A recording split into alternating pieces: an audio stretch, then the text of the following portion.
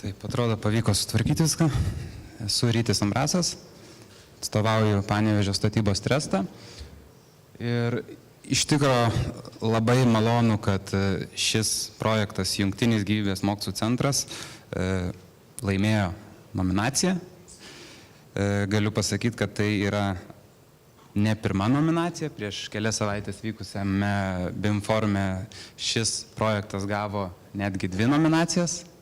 Labai džiugu, kad ir šį kartą neliko neįvertintas. Taigi mūsų pristatomas projektas Jungtinis gyvybės mokslų centras, užsakovas buvo Vilniaus universitetas. Noriu pabrėžti tokį dalyką, kad šis projektas buvo pradėtas įgyvendinti nuo darbo projekto stadijos ir jis buvo pradėtas įgyvendinti dar 2013 metais. Tai jau pakankamai seniai ir tikrai džiugu, kad mano atstovaujama kompanija savo norų tą dalyką inicijavo, darė ir visai gavosi geras rezultatas. Taigi trumpai apie projektą. 5 aukštai. Čia yra Saulėtekio alėja šis projektas prie Vilniaus universiteto. Plotas 24 000 kvadratinių metrų, gana didelis. Kitas toksai svarbus skaičius, aš manau, yra, kad pastate praktiškai pusę pastato ploto sudaro laboratorijos. Vėliau paaiškinsiu, kodėl šitas skaičius yra svarbus. Taipogi yra ir auditorijų, ir žaliųjų poilsio erdvių, energetinė naudingumo klasė yra B. Šis projektas jau yra įgyvendintas ir priduotas eksploatacijai prieš kelis mėnesius. Čia galit pasižiūrėti, kaip atrodo jisai realybėj. Geriau vieną kartą pamatyti, negu 10 kartų išgirsti.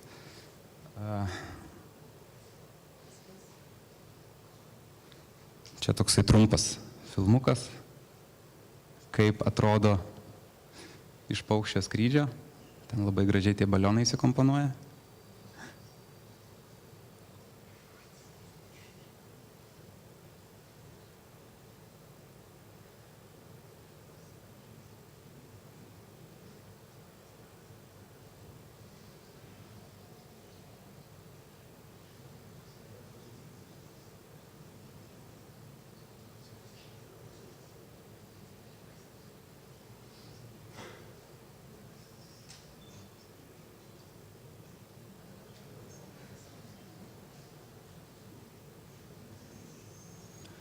Dabar, aišku, jau gerbūvis sutvarkytas, gražiau atrodo.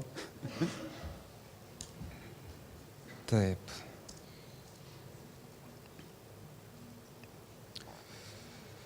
Tai ką, šis projektas irgi, kaip čia visi projektai pristatomi, buvo darytas modelis, visos inžinerinės dalys suprojektuotos, konstrukcijos, architektūra ir turbūt nesuklysiu pasakęs, kad šis projektas neturbūt o pirmasis Lietuvoje, kur tokio lygio ir sudėtingumo projektas, kuriame visos projekto dalys buvo atliekamos remiantis BIM principais, suprojektuotos erdvėje, su tam tikra informacija ir taip toliau. Tai vat, aš minėjau, kad pusę pastato sudaro laboratorijos. Būtent dėl to šis projektas ir buvo toks sudėtingas, dėl to, kad laboratorijoms reikalingas tam tikras temperatūrinis režimas, tam tikri oro reikalavimai, oro apsikeitimo ir taip toliau. Tai tam, kad sutalpinti visą inžineriką į labai ribotą erdvę, mes nusprendėm naudotis BIM technologijom ir tai buvo geras sprendimas. Tai darbo eiga visa buvo paskirtas BIM koordinatorius toksai. Projektas buvo pradėtas įgyvendinti 2013 metais, tai dar, kaip sakant, tokios didelės patirties niekas neturėjo, bet mes pasiklausę konsultantų, paskyrėm žmogų, kuris buvo atsakingas už modelių tikrinimą, už tam tikrų rutinų sukūrimą, kada modelis turi būti įkeltas į serverį, kaip turi būti įkeltas, kaip turi būti pavadintas ir taip toliau. Tai vat, BIM serveris šiuo atveju, BIM serverį buvo naudojamas Dropbox programėlė, failo apsikeitimui. Tame serveryje buvo įkelnėjami konstrukcijų failai, IFC failai, inžinerinių dalių IFC failai, architektūros IFC failai. Ir taip pat visą prieigą prie šių duomenų turėjo žmonės mūsų statybos aikštelėje, kadangi Panevėžio statybos trestas šį projektą taip pat ir statė. Tai vat, kitas įdomus toksai faktas, kad pačioje projekto pradžioje bandėm tokią kaip ir inovaciją, kaip naujovė čia Lietuvoje, Smartboard lentas. Smartboard lentos suderintos su Tekla BIM-Site programa. Tai šiokia tokia naujovė, sakykime, tai buvo, dar nesu niekur projektavimo įmonėje matęs šitų dalykų. Tai va, architektūrinis modelis darė jį mūsų subrangovai su AutoCAD Architectural programa. Nelabai vykęs sprendimas, bet, kaip sakiau, senokai jisai buvo pradėtas įgyvendinti, tai turim, ką turim, kaip pasakyti. Iš architektūrinių modelių mums statybos aikštelėje buvo, kaip pasakyti, kilę tokie, iš statybininkų buvo noras gauti kai kuriuos kiekius, kadangi objektas buvo didelis, reikėjo jį paskirstyti atskiriems subrangovam ir tam, kad suskaičiuot kiekius, pavyzdžiui, kiek turi ten gipskartonio sienų sumontuoti vienoje zonoje ar kiek kiti, tai mes tam tų kiekių skaičiavimui panaudojom Solibri Model Checkerį ir gavom pakankamai gerus rezultatus. Tai vat, toliau konstrukcijų modelis. Konstrukcijų modelis buvo darytas su Tekla Structures programa. Išskirtinumas ir įdomumas tas, kad šiuo metu jau gal tai nėra išskirtinumas, bet dar prieš tuos 3 metus tai buvo toksai pakankamai naujas dalykas, kad mes viename modelyje Teklos dirbame kartu su mūsų partneriais, konkretus designers, markučiais, kurie mums gamino surinkamo gelžbetonio gaminius. Tai jie tame pačiame modelyje, kuriame ir dirbo mūsų konstruktoriai mūsų biuro, armavo gaminius ir juos gamino. Tai va.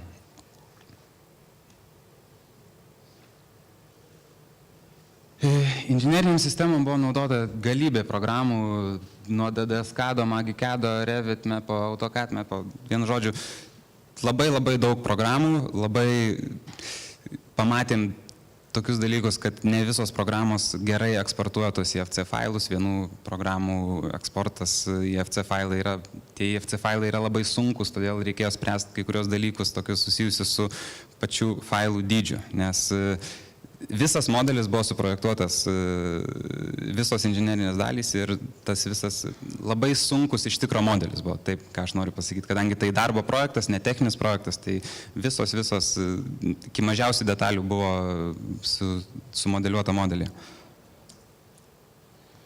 Taip, toliau peržiūrai, vizualizacijai naudojom, kaip ir daugelis čia šnekėjusių, Tekla BIM-Site programą. Irgi ją buvom pajungę per Dropboxą, kad matytųsi, kad išnaudotume visas programos galimybės ir galėtume tiesiog ant modelio rašyti komentarus, apibraukti, kažką tai parašyti ir persiųsti kitiems žmonėms, nenaudojant e-mail. Tai viską susumuojant, norėčiau pasakyti, kaip mes tą BIM modelį panaudojom labiau statybų aikštelėse, nes projektavimas, tai čia visiems jau suprantama, turbūt čia visi rodo tos modelius iš projektavimo pusės. Tai vat, šitame projekte mes BIM modelį naudojam visų pirma vizualiai informacijai gauti. Tai statybų aikštelėje, vagonėlėje buvo tam atskirai pastatytas kompiuteris, galingas, kuris tikrai galėtų ir sugebėtų pavežti tuos visus failus ir būtų mažiau problemų dirbant su tokios didelės apimties failais. Toliau darbų koordinavimui. Realiai buvo, ta prasme, daromos čia prie inžinerinių sistemų montavimo irgi. Darbininkam buvo daromi paveiksliukai iš ekrano, fotografuojami, pamatuojamas matmuo, koksai, tarkim, turi būti inžinerinės kažkokio vamzdžio ar dar kažko tai. Ir duodama grinai darbininkui, brigadininkui, kuris nueidavo ir į vietą žiūrėdavo, kaip ten kas yra. Dar iki planšečių tuo metu nebuvom prieėję, bet jau dabar yra ir tokia galimybė, kurią mes ir naudojamės jau. Tai vat, kitas dalykas, kur buvo naudojamas modelis, tai monolitinių konstrukcijų armavimas. Mūsų padaliniai, kurie tą dalyką darė, buvo labai patenkinti tuo dalyku, nes jie aiškiai matė, kaip turi būti suarmuota monolitinė konstrukcija, kur turi būti angos, kokie lankstiniai, kaip geriau daryti, kaip geriau surinkinėti armatūrą, kaip geriau statyti klojinius ir taip toliau. Tai va, tikrai daug gerų atsiliepimų iš mūsų padalinių, kurie darė monolitinės konstrukcijas brigadininkų, buvo išgirsta. Tai va, ir kitas dalykas, ką aš jau minėjau, tai yra kiekių skaičiavimas, generavimas iš modelių, irgi buvo pradėta naudoti, kuo sėkmingai darome ir dabar. Tai va, ačiū uždėmesį visiems ir norėčiau pakviesti apsilankyti mūsų stende, kuris yra 3 salėje ir galbūt pasikalbėti, galbūt kažką tai daugiau norit sužinoti ar išgirsti. Tai va, dėkui.